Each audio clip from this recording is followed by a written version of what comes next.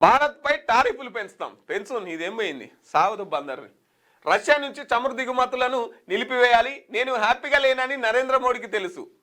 America అధ్యక్షుడు Donald Trump warning, దేశాలపై 500% వరకు టారిఫ్లు వేయడమే సబబే. యుఎస్ అమెరికా అధ్యక్షుడు డొనాల్డ్ ట్రంప్ మరోసారి భారత్కు వార్నింగ్ ఇచ్చారు. రష్యా నుంచి చమురు దిగుమతులను భారత్ వెంటనే నిలిపివేయాలని, ఒకవేళ వారు అలాగే వాణిజ్యం కొనసాగిస్తే వేగంగా టారిఫ్లు పెంచుతామని పేర్కొన్నారు. ప్రధాని నరేంద్ర మోడీ మంచి వ్యక్తి, నేను హ్యాపీగా లేనని ఆయనకు తెలుసు, నన్ను సంతోషపరచడం చాలా ముఖ్యం. అబ్బా, ఏమన్నా వార్నింగ్ ఇస్తున్నాడా, చూడురిగా. దేశమంతా నా గుప్పిట్లోనే ఉండాలి, దేశం నేను చెప్పినట్టు వినాలి, దేశం మేము చెప్పినట్టు వినకపోతే మేమేం చేస్తాము కూడా అని ఓ రకంగా బెదిరిస్తున్నారు. రష్యా నుంచి చమురు దిగుమతులను భారత్ వెంటనే ఆపాలి. అట్లనే ఇప్పుడు రష్యా నుంచి మీరు అట్లనే చమురు దిగుమతి చేసుకున్నారనుకో, మేము మీ మీద ఎక్కువ టారిఫ్లు విధిస్తాం. నేనేందో నరేంద్ర మోదీకి తెలుసు, నన్ను సంతోష పెట్టడం ఎట్లనో నరేంద్ర మోదీకి తెలుసు అని చెప్పేసి ట్రంప్ గారు అంటున్నారు.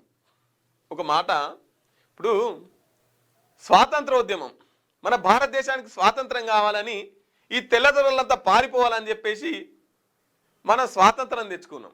స్వాతంత్రం తెచ్చుకున్న తర్వాత మరి మళ్ళీ మన దేశంలోకి వాళ్ళ వస్తువులను దిగుమతి చేసింది ఎవరు? ఎందుకు దిగుమతి చేయాల్సి వచ్చింది?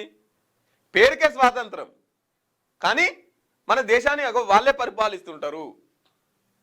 ఇప్పుడు అదే జరుగుతుంది. ఇప్పుడు నరేంద్ర మోడీ ఏమి ఇక్కడ ఏం లేదు, ట్రంప్ చెప్పినట్టు భారతదేశం అట్లా వినాలి.